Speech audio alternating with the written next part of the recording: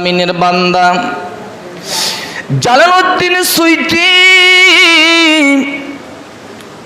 জায়েদ রহমাতুল্লাহি আলাইহিকে বললেন, জায়েদ তুমি কয়টা ধাপ দিয়েছ?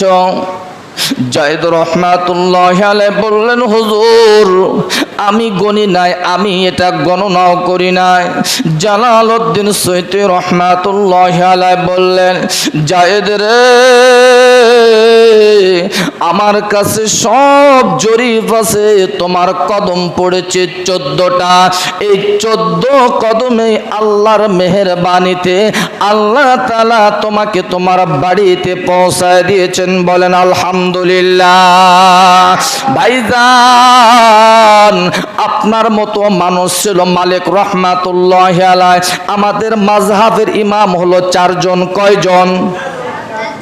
রব্বি হাবলি মিনাস সালিহিন, তিনিও রাহবার ছিলেন। আমি কিতাবের মধ্যে পড়লাম, মানুষ তৈরি করার পূর্বে আল্লাহ তাআলা জিন জাতিকে এই দুনিয়ার জমিনে রেখেছিলেন।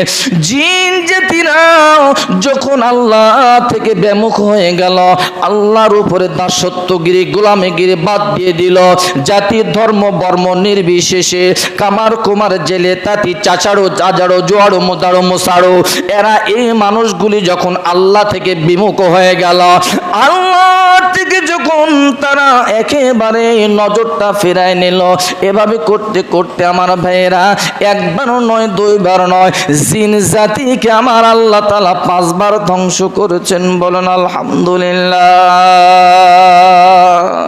জাতির রাহবার ছিল ইব্রাহিম।